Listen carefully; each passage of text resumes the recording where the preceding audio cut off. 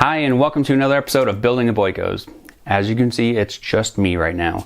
Emily is out and about, and we have a deadline of 8 a.m. Central Sunday, every Sunday. So I gotta shoot when I can, and if we can reshoot this with Emily when she gets back, great. If not, unfortunately, you're stuck with me. So I am hopeful for good things with just me, but no promises. So, first thing on the agenda, we do have an actual winner of our $50 Amazon gift card.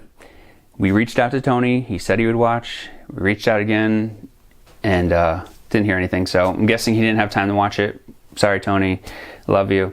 But Callie, she did reach out after she watched the video and said, hey, did I win? And we said, not yet, but now she wins. So we will reach out to her and we'll get that confirmation from her. And if she'll let us tell you her name and everything, we'll announce that. Otherwise, it's going to Callie, and we're glad we can finally give that away.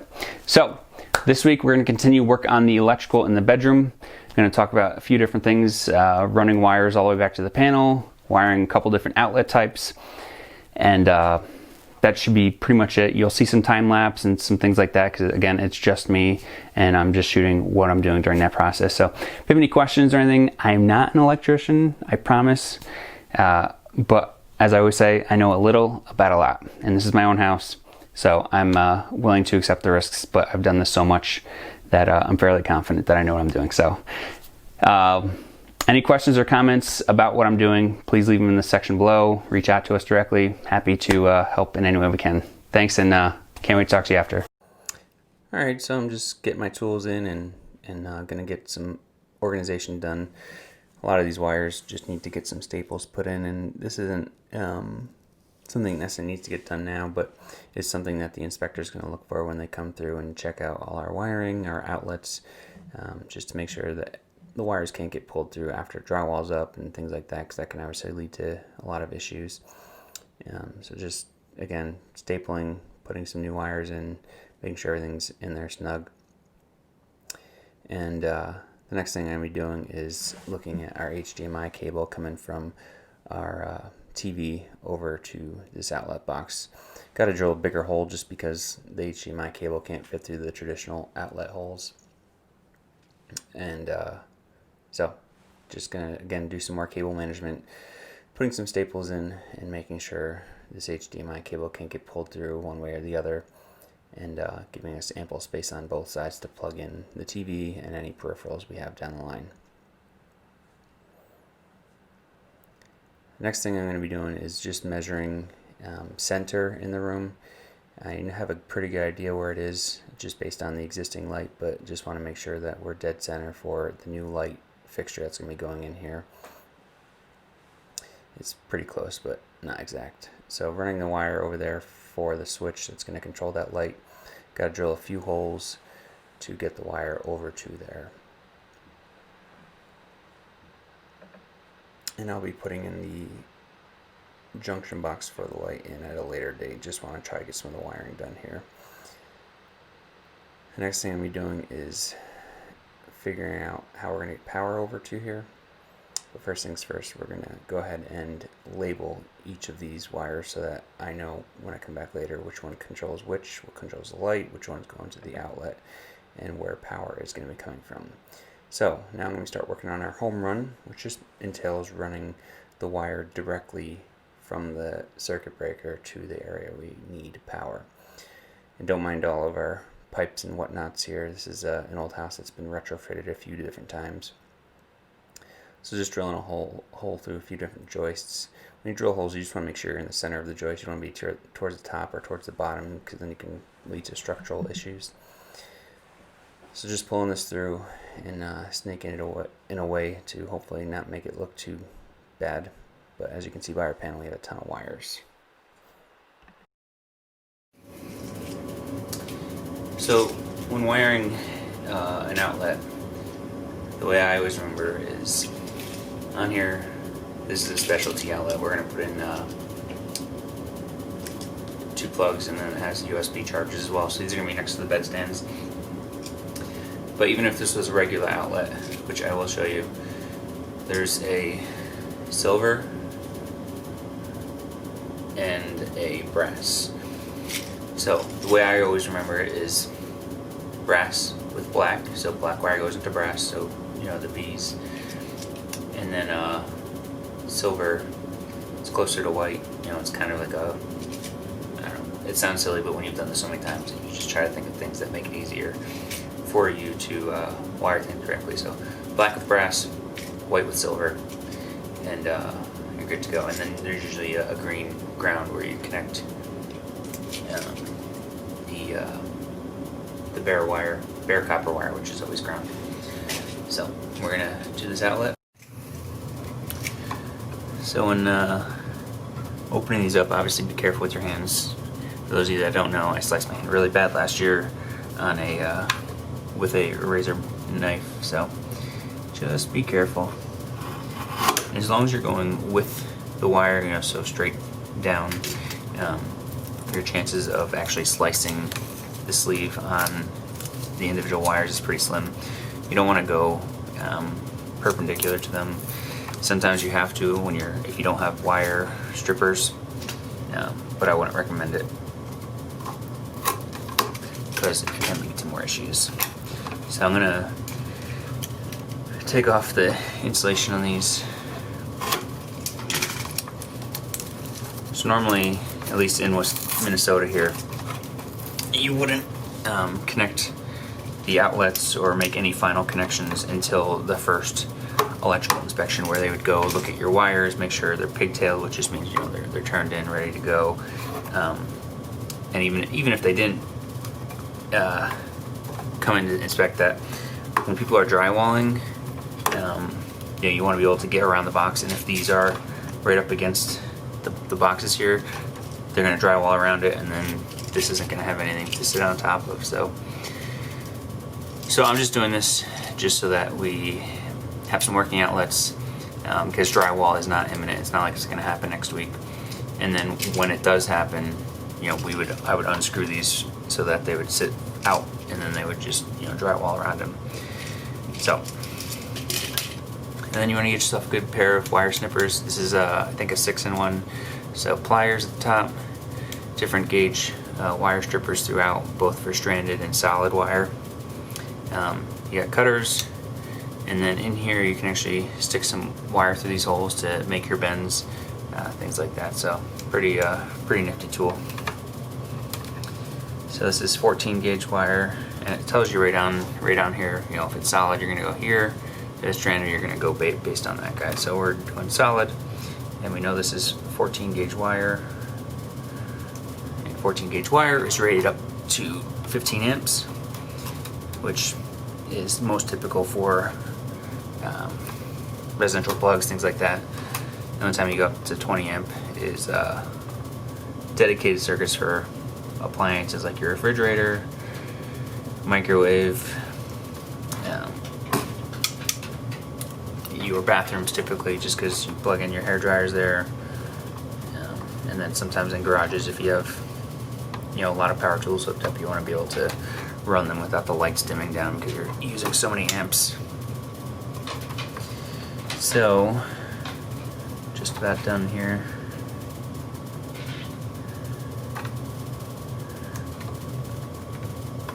And as far as how far you want to strip off, it's only like a 1/4 inch to maybe 1/2 inch depending on the application. Here, because I have plenty of room, I can stick the wires further in. So again, we're gonna start with the brass, which again is the black.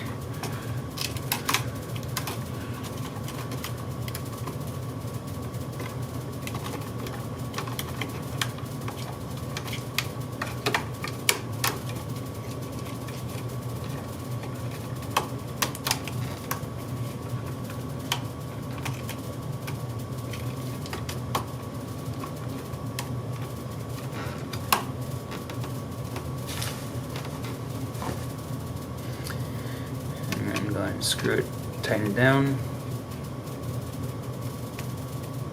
Get those pretty snug because you're gonna typically be moving the outlet a bit when you know, getting it into place, pushing it in, tucking wire. So you really want these kind of pretty snug. I mean, you don't want to do it to the point of breaking the screw or the socket, but definitely get it snug. Just going to move the ground wires temporarily. Next comes the neutral wires, which again, white goes with the silver screw. As you know, it's not actually silver, it's just the color.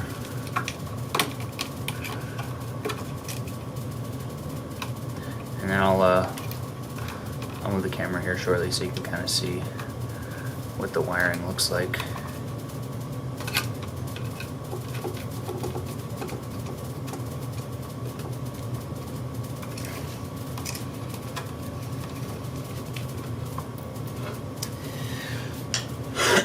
The other thing I like to do, and again, I don't know electrical code, so again, heed, you know, viewer beware. What I like to do is just wrap one of the ground wires, since we're terminating 2 ground wires to this, just wrap the ground wire, one of them, pretty tightly around the other. Just needs to have contact in case it needs that grounding feature. Wrap a few Tams around that. And then you can put a little bent twist in the ground wire, so when you loop it around the screw, it stays in there pretty snug.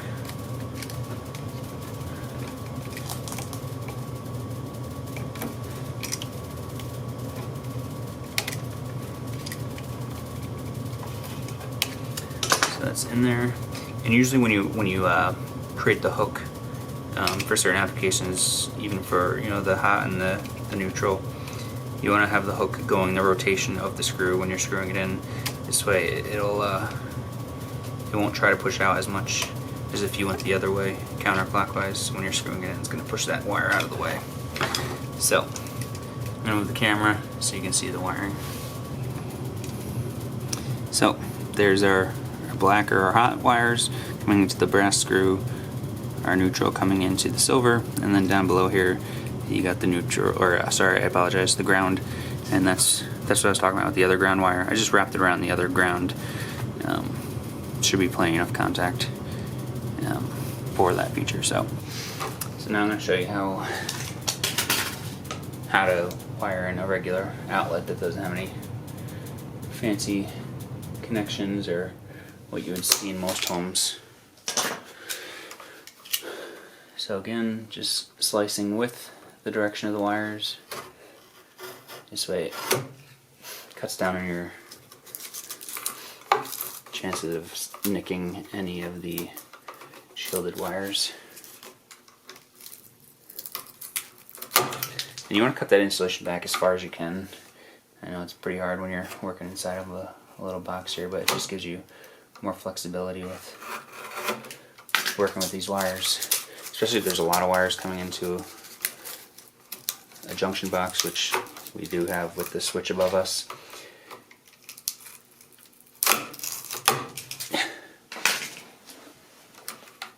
So, just like before, we're going to use the wire strippers. Cut off about 1/4 inch to 1/2 inch. I'm going to do a little bit shorter than last time, only because I'll show you the difference in this outlet compared to the one you just saw.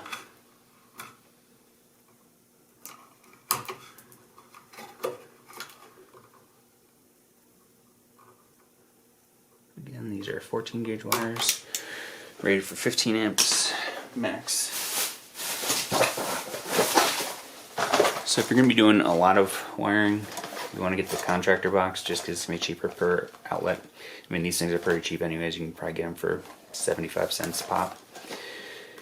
But this reduces it down a little bit more. We have probably, I know we have 6 in this room, probably 10 to 12 in the other room, so anytime you can save a little bit of money. So just like before, silver is white, with the white wire, black with brass. That's probably the best one to remember, is the black with the brass. And for this one, actually, I'm going to show you these newer outlets, what you can do with them. So I'm going to screw these screws all the way in. And the reason for that is because gets them out of the way. And you know, if somebody else is ever going to work in this outlet and they, you know, slip or something, we're going to cover this with electrical tape to hopefully prevent that or cut down on that option or opportunity. So just getting the tape ready. So on the back of these, black with brass, I'm going to keep saying that like being a dead horse, there's little holes here, and they allow you to just stick the wires into them, and then you don't have to worry about screwing any screws. So again, just double checking that they're going to go into the right spot. And they're always up and down, not left and right, in terms of, you know, matching the same colors.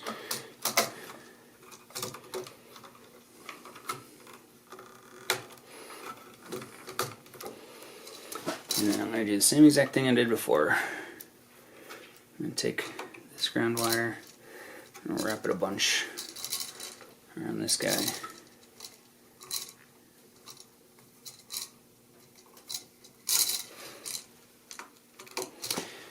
And put a little hook on this one.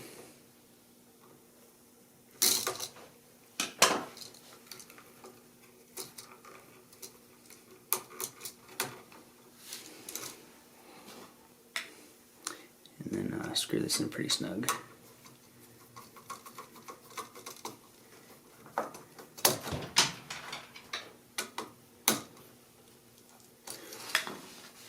And like I said, we're gonna put some electrical tape over this.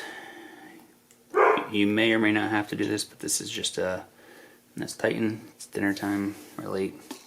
He's very much on a set schedule, and he'll let you know when he's hungry. Anyways, so you may or may not have to do this according to electrical code.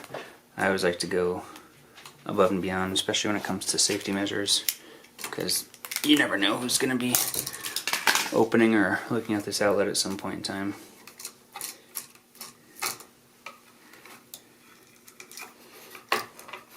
And again, I'm probably going to take this apart anyways for the inspector, but we'll cross that bridge when we get to it.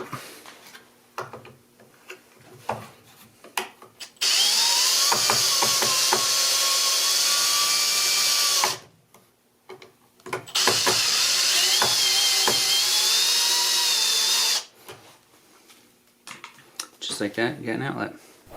So I hope you enjoyed the segments with just me this week. It doesn't look like Emily could make it back in time, so we showed you how to run wire, or how I ran wire back to my panel. That connection will be at the end once everything's all done and the final electrical inspection happens. And I'll tell you about the different breaker types, things like that.